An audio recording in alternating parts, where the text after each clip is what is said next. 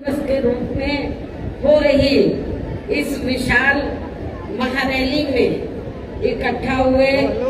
भारतीय राष्ट्रीय लोकदल व बहुजन समाज पार्टी के बने इस गठबंधन के सभी छोटे बड़े पदाधिकारी, नेता एवं कार्यकर्तागण, आज आप लोग माननीय चौधरी देवीलाल जी के जन्मदिन को इसे सम्मान दिवस के रूप में मनाने के साथ साथ यहाँ हरियाणा प्रदेश में विधानसभा के लिए हो रहे आम चुनाव में अपने बने इस गठबंधन के उम्मीदवारों के भी समर्थन में हमें सुनने के लिए यहाँ भारी संख्या में इकट्ठा हुए हैं, तो इसके लिए मैं आप सभी लोगों का हार्दिक दिल से आभार प्रकट करती हूँ। और जिनको अर्थात गठबंधन के उम्मीदवारों को कामयाब बनाने के लिए भारतीय राष्ट्रीय लोकदल के राष्ट्रीय अध्यक्ष चौधरी ओम प्रकाश चौटाला जी व वरिष्ठ राष्ट्रीय महासचिव चौधरी अभय चौटाला जी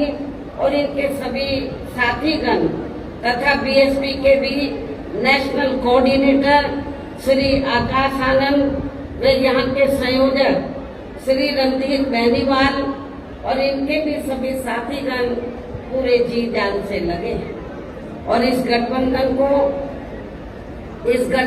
को इनेलो के राष्ट्रीय अध्यक्ष चौधरी श्री देवीलाल चौधरी श्री ओम प्रकाश चौटाला जी का भी पूरा समर्थन व आशीर्वाद प्राप्त है, जो हमारे बीच में यहाँ मौजूद भी हैं। और अब मैं यहाँ आपके हरियाणा प्रदेश में अपने इस गठबंधन की अपने बने इस गठबंधन की सरकार बनाने के संबंध में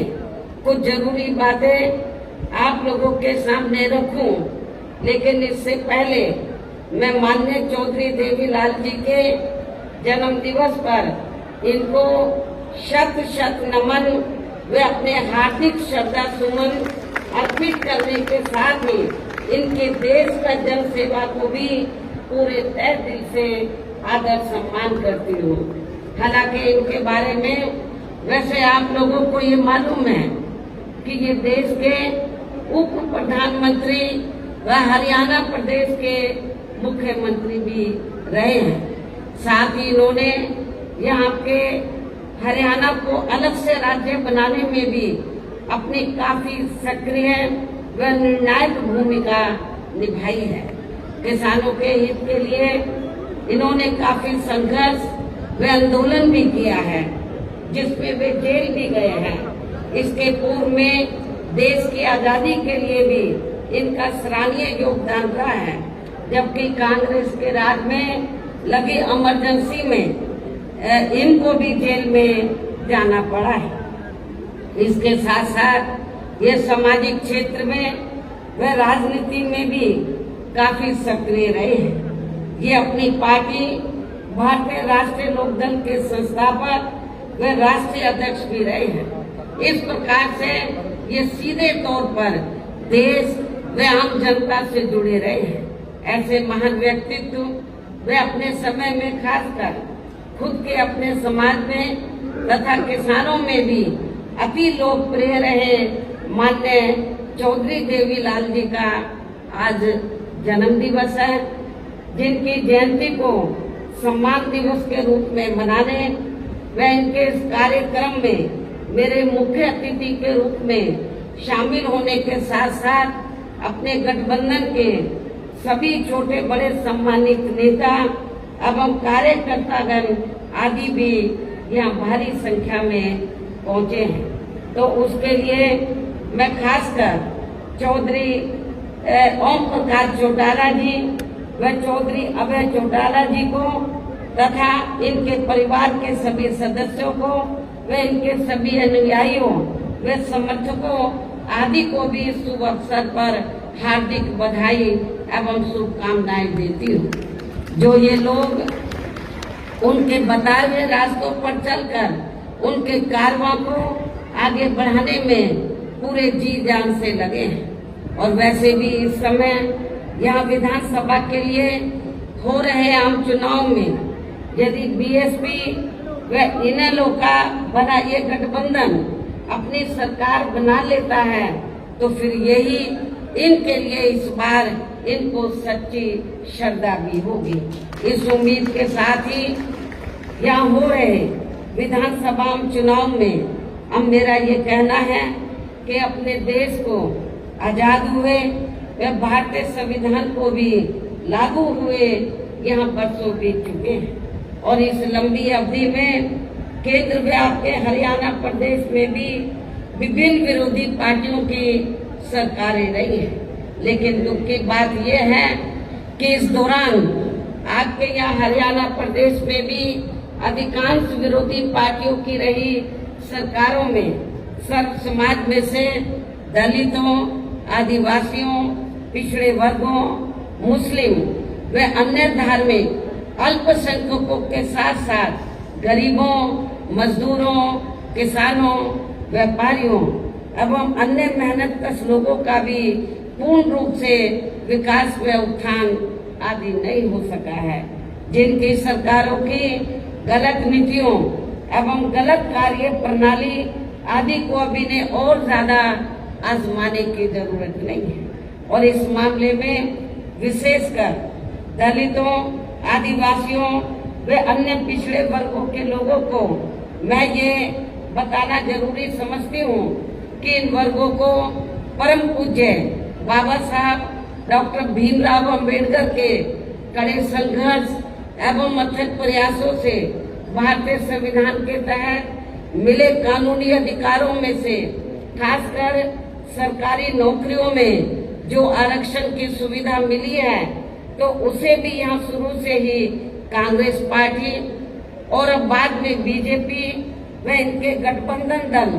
तथा अन्य पार्टियों की भी रही सरकारों की जातिवादी सोच व मानसिकता के चलते इन्हें अभी तक भी आरक्षण का पूरा लाभ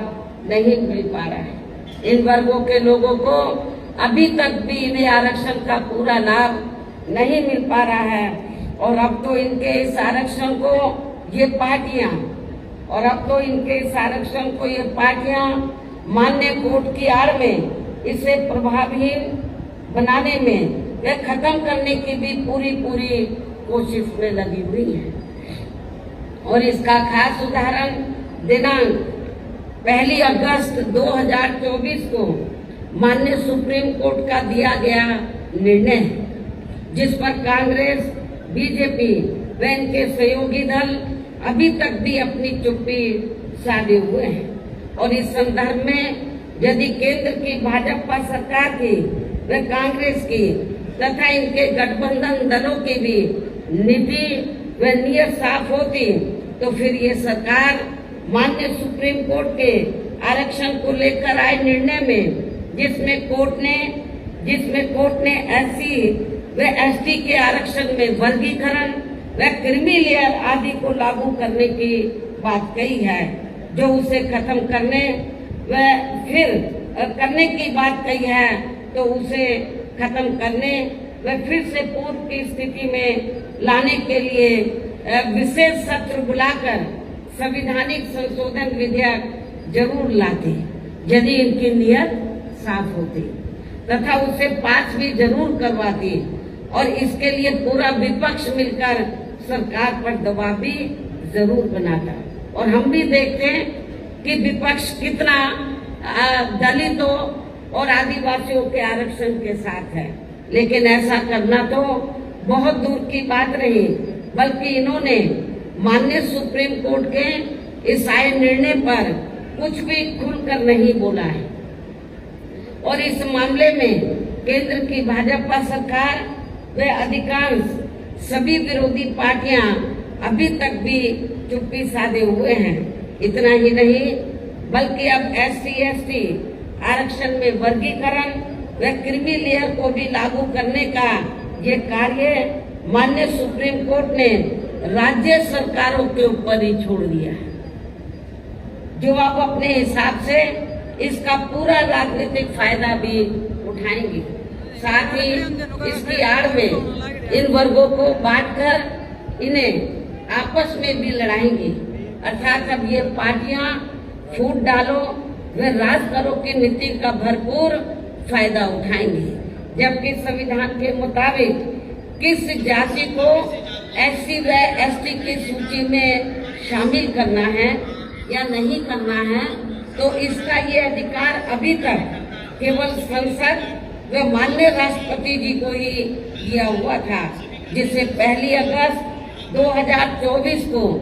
माननीय सुप्रीम कोर्ट के आए निर्णय के जरिए वापस लेकर इसे अब सीधे